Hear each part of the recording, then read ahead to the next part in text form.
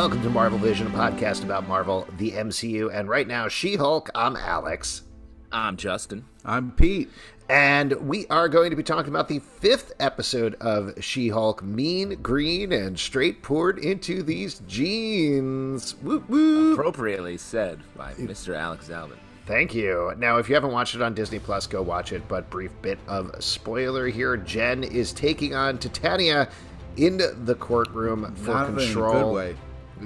Sure, not in a fighting way, but in a lawyery way, as they go head-to-head for the name She-Hulk that Titania has taken the trademark out on. Meanwhile, Nikki and Pug are trying to set She-Hulk up with some new clothes, and specifically a superhero costume, some new drip, thanks to the fashion designer to superheroes, Luke, who shows up this episode, and it all ends on a big Easter egg for everybody's favorite Hornhead. So there you go. Now, you might be talking about Loki if you say everyone's favorite Hornhead. You got to be a little bit more. No, my favorite Hornhead is you, Pete. Oh, boy. Yeah, I don't have horn dog. Horn dog. That's what we call Pete. Pete's nickname is the Horn Dog. Nope. Yeah. Because he loves Daredevil. Because he loves Daredevil so much. There you go. He's a hornhead dog. Now, I just want to get this out of the way up front, right at the top of the podcast. We're 5 episodes in. We're past the midway point. I don't think I've been very kind to the show, so I wanted to start this off on something positive here right at the beginning. I love how short these episodes are. Let me throw my takeaway, which is similarly backhanded. This episode made me like last episode a lot. Nice. Now, I want to mention something, and we're going to start on a triple negative here. Pete, you also didn't like this episode. Yeah, this was a hard one to watch. We didn't get any after credits fun, so they let us down there. We didn't even get to see the suit at the end of the episode. I thought, okay, we're going to get a fun suit reveal. We got shafted on that. It was, as they say, a middling episode. You know, it was a real chess pieces moving on a board episode, as much as I hate to say that. So it was, we didn't even get to see the shoe collection. I mean, we saw it in the fun painting watercolors. You know, I love the watercolors credits. That's nice, but Yeah, and I will mention before we get too far into it, and before I forget, there's obviously a lot of Easter eggs in that shoe painting that we could probably plumb through. People are going nuts because there's Deadpool shoes, there's Cyclops shoes, there's the Thing shoes.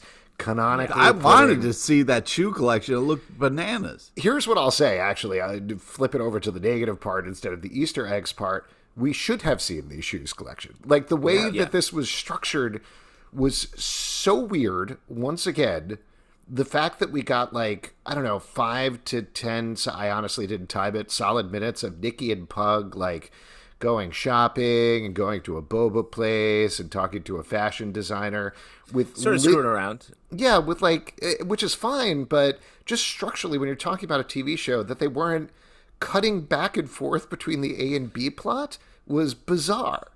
Well, and let me throw on top of that, they weren't even really A and B plots. They ended up being completely unrelated, to the point where She-Hulk at one point is like, oh, right, the other thing we're doing in this episode. I was like, there's no reason why it didn't have to tie in. It could have easily tied in, and I don't know why they would save that outfit reveal for another episode when either do it at the end or do it in the courtroom. She shows up to court in a full-on superhero uniform. That's fun, and it makes sense for the show. And instead, they didn't give us the reveal, and instead unentwined the plots so that they were purposefully not related, which is also very strange. It's just particularly because it came up in the courtroom as well. There was the whole thing with. Yeah. I didn't mind the theme of the episode. We've talked a lot about how Jen is sort of grappling with the idea of, is she Jen? Is she She-Hulk? What does she want to be? How do people view her? That seems to be the core ethos of the series, and that's brought to bear here with the idea of Titania literally stealing her name, the name that she didn't want in the first place, which obviously they dig into. So from that dramatic perspective, I think that all makes sense and plays out through the episode, to the point that Titania is calling out her clothes. But to the point you're making, Justin, if they're going to make a whole big deal about her suits and what she's wearing and her clothes and what she physically looks like and how she's physically presenting herself, have that come together. Like going back to that whole thing a couple of episodes back where they made the fourth wall breaking joke about, wow, the A plot and the B plot coming together, where it wasn't. They were just in the same place at the same time. We're now 5 episodes in, and they still don't know how to bring an A and B plot together. I did want to talk about one more thing I thought was fun. I really liked how the dude liked the swag, like the kind of bootleg Avengers stuff, like picked it up and started swinging it around. I thought that was kind of a fun moment of like, even though they are kind of like, this is ridiculous, how into the shirts and stuff they got. I thought that was a fun little moment, though. Yeah, I mean, I agree with you. There are some elements in the show that are fun and have a lot of potential. It's just strange to me, and not even being super like negative about it. It's just strange. It's odd how they're not coming together. And then I feel like the show is really good at showing off some of the smaller characters and making them fun. Like Titania is sort of like a less fun Madison. And like in a way that's like, oh, you want her to be a more fun or a different version of Madison. Madison pops so much, both on the show and in reality, that like they had an opportunity to be like, oh, let's take that same creative energy and give something to Titania that is big like that. And instead, she just sort of did Madison to a lesser degree. Can I throw out a very weird detail that didn't necessarily bother me, but I thought it was a weird choice? Why is Jamila Jamil doing an American accent? Because Jamila Jamil is British, and if you want to do pretentious influencer person, what better than to just have her do her regular accent? That comes across. That's the character she did in The Good Place. Maybe that's why she wanted to separate it from it and come up with something different. But the whole like slight Valley Girl thing she's doing, it's not bad, but it's just so strange to me when you already have Jamila Jamil being who she is and doing something that is 2% removed from her public persona anyway. I think what you're missing here is that she's got a bigger role coming up, and it requires an American accent. So she's using this role to kind of get ready for that role. You know, what is her bigger role? Like President of the United States. Is that bigger? Wow. Joe Biden announces that he's going to be guest starring on next week's She-Hulk. Yeah. That's why they had to hold the post credits, because it's the Biden drop. Well, let's talk about it a little bit. Other than her accent, though, we finally get to see Titania doing stuff in this episode. She popped up very quickly, but she's a big focus here, and obviously a very different sort of villain for the MCU. What do you think about the character and the direction as it plays out in this episode?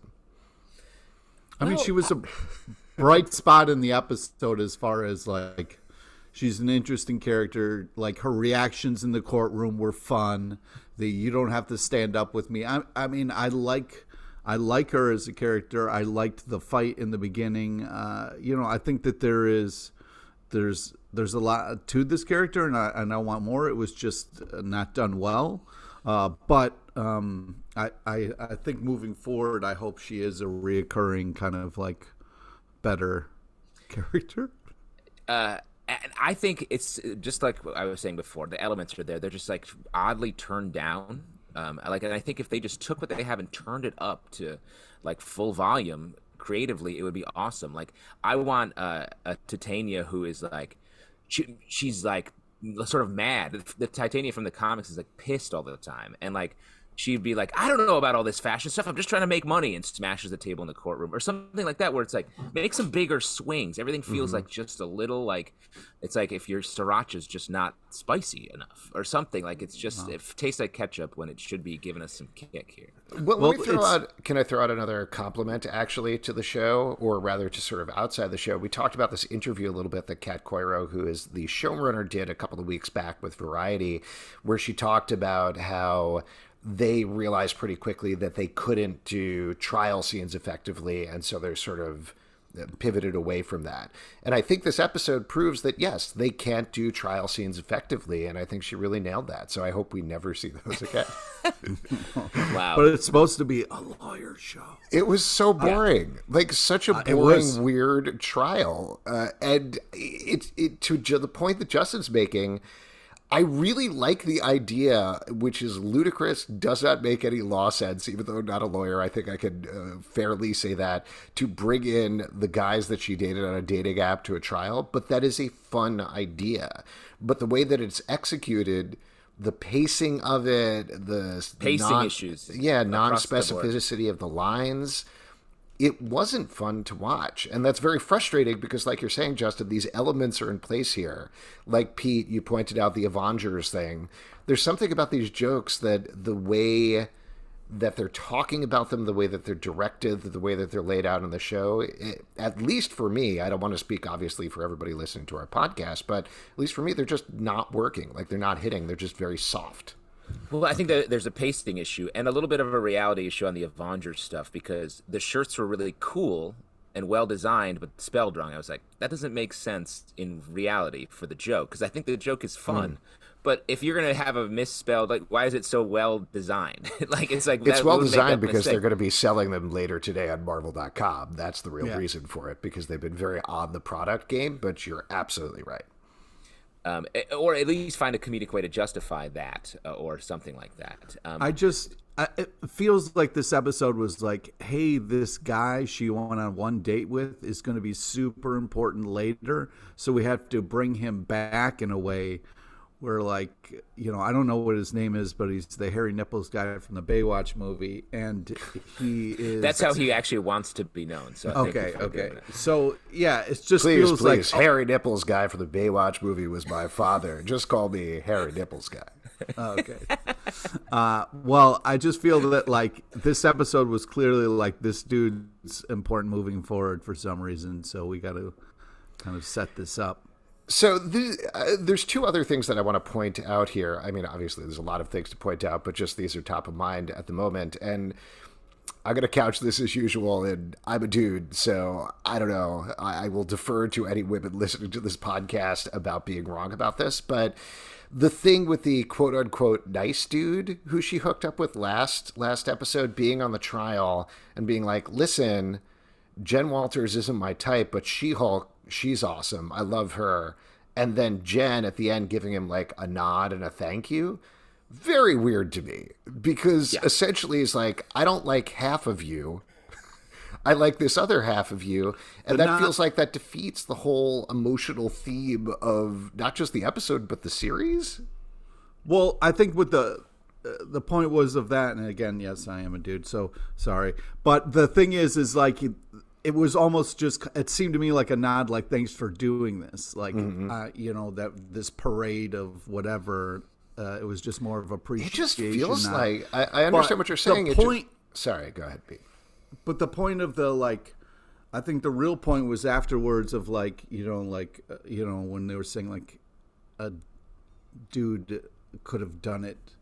Like, this wouldn't have been an issue if it was a man, like, later when they're in the bar drinking, talking about it. So I feel like they didn't hit that as hard as they could have, or maybe didn't want to overhit it, but I think that was what they were kind of aiming towards. Well, I think that those two ideas, why they are very similar, and I agree with you, Alex, it was sort of weird and problematic to have that be like a point.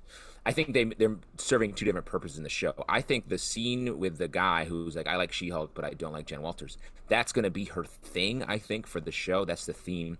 Where Bruce Banner's thing is like he and the Hulk are secretly the same, and he's trying to like repress this temper that he has that turns him into a superhero.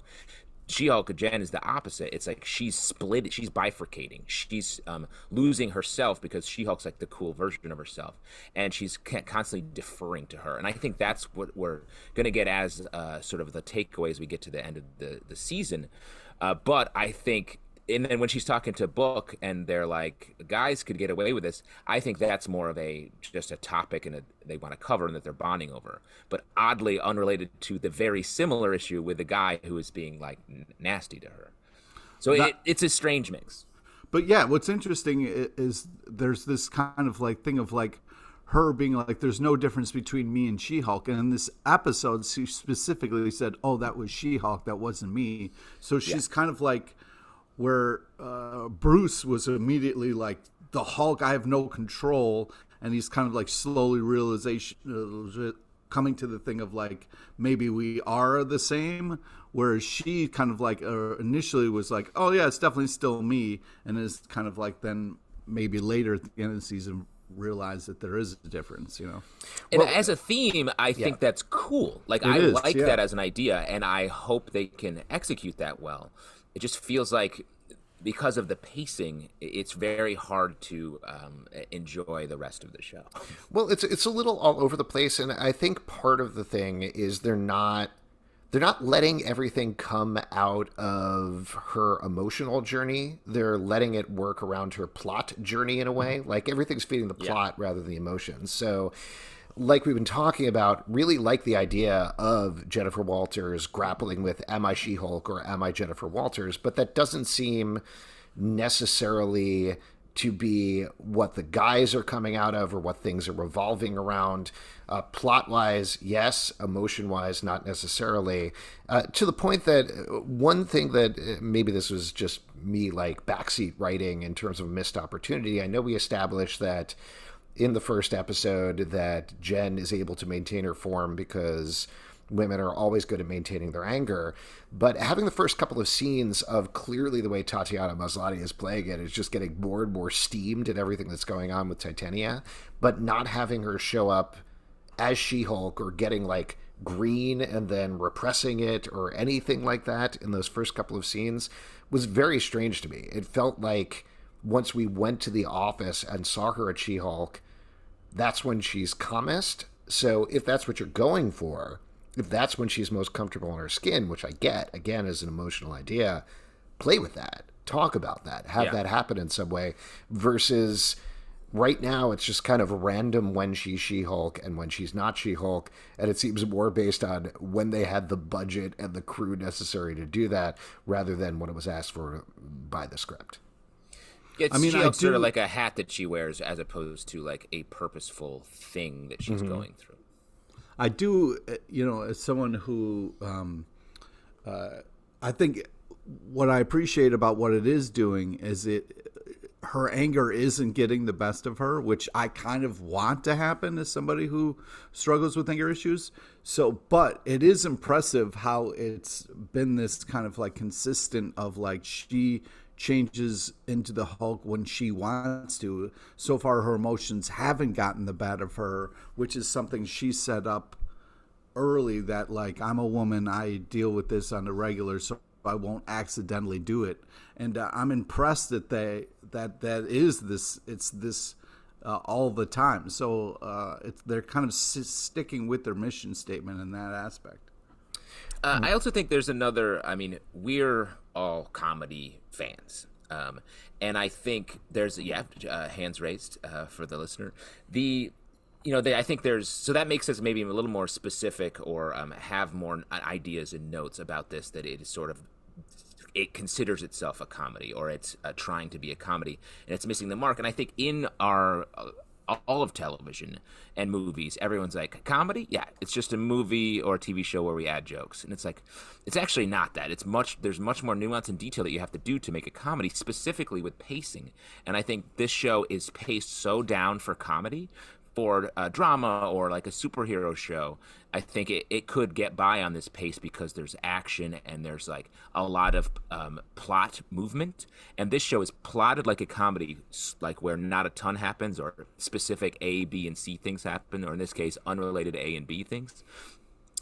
But they're not doing all the comedy things, like really writing into the characters, having the characters have like games that go back and forth and entwine with each other to give us opportunities to hang jokes on them. Instead, there are jokes that are sort of added randomly, seemingly, to the thing. And some of them are good jokes, but it just doesn't amount to that like big, great feeling you get when you watch a great comedy episode.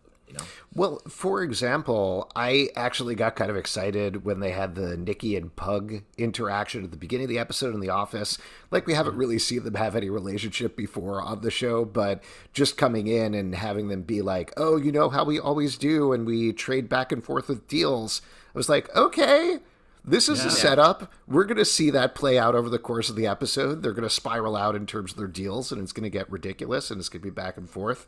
And then the fact that they were like, nah, forget about Pug's thing. We'll just do that in the end credits with like a quick graphic was a huge missed opportunity. Like, that is fun to see them do that, even if it is just a B plot and it doesn't tie in any way in in the A plot. It's like the Madison and Wong thing. Like, that's why that was fun in the last episode, is because they kept hitting that game with those characters regardless of what was ever going on. Instead, Nikki and Pug were like, we are two assistants of the main character who are going on a task.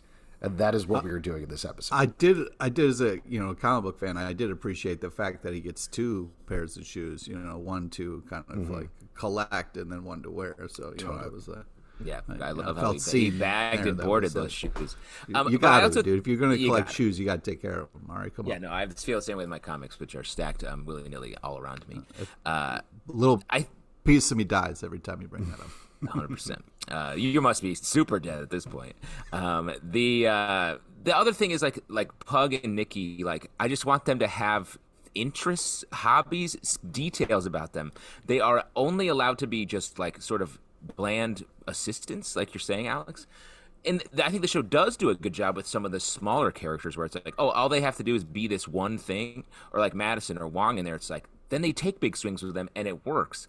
But then these other characters are sort of in this mushy middle area, and you're like, say something that a person would say. Well, yes. I mean, I think not to repeat my point, but I think like that's the thing with Pug that got me excited about it. I was like, okay, he's into fashion. He loves collecting shoes. That is a thing about him that we're going to see play out over the course of the episode.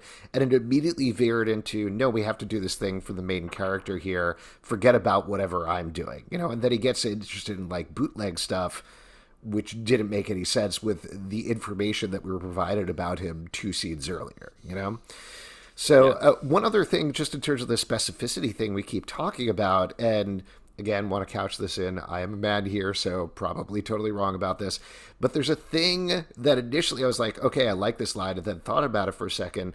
I like the scene of Mallory Book and Jen Walters having a drink afterwards. I thought they had good chemistry. I hope they date instead of any of those men. Yeah. Definitely not going to happen, but that would be a good direction to go in. But they talk about, like, they rag on the men, and Jen says something towards the end, I'm forgetting the first two things, but about being able to walk home at night without putting your headphones in. And I was like, okay, yeah, that's a good line, because that's definitely something that happens a lot. And then I thought about it for a second. I was like, who is walking home in Los Angeles?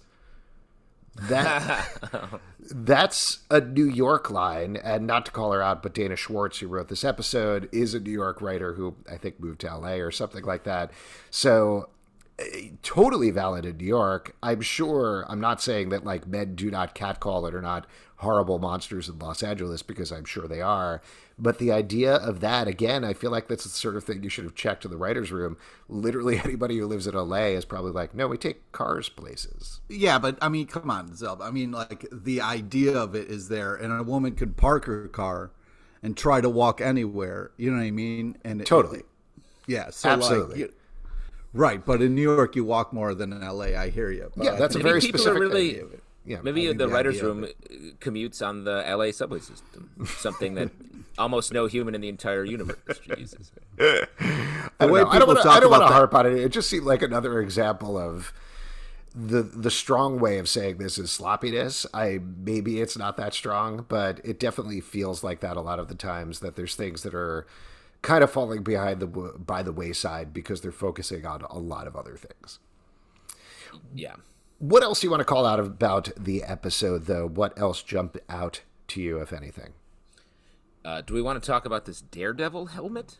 Sure. Daredevil goes to a tailor in LA now? Well, wow. I have questions. The New York LA split is strong here. Daredevil's into the drip. If you got to go, you got to go where the fashion is. You know how Daredevil, the character, loves drip. It didn't seem one like of the main things Daredevil. I remember over the Netflix show where he was constantly talking about drip, and Foggy was like, "The drip? You're constantly talking about the drip."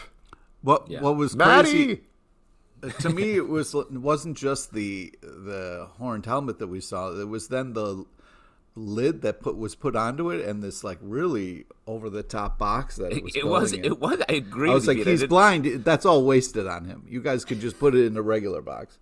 Well, also, the helmet is a tactical piece of equipment, and they ship it in like a hat box that's for like Martha Stewart. Yeah, but when you think about it, who's going to stop that hat box? You know what I mean? Like, it's so much that you don't even want to open it and look inside. I gotta be honest, and I know we've touched on this before, but the moment was overshadowed to me by the fact that we didn't get to see any of the clothes that She-Hulk was wearing, which was the whole point of the episode. Yes, 100%. It was. I could not believe. I thought we were going to. Well, that's why I watched the credits twice, because I was like, wait, we had to have seen.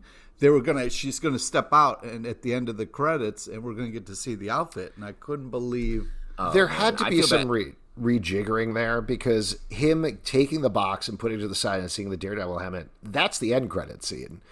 Her coming out of there and either, showing off the clothes and they look awesome, or alternately showing off the clothes and something is wrong about them and there's a wah wah at the end of there. That's how you hit that moment. Then you do the credits, and then you come back to the box. So strange. I feel bad that you had to watch all the way through even the French credits. Yeah, I did. Holy shit, that's crazy, dude. Yeah, you had to watch through the credits, then 3 seasons of Daredevil just to make sure you weren't missing anything. Yeah, exactly.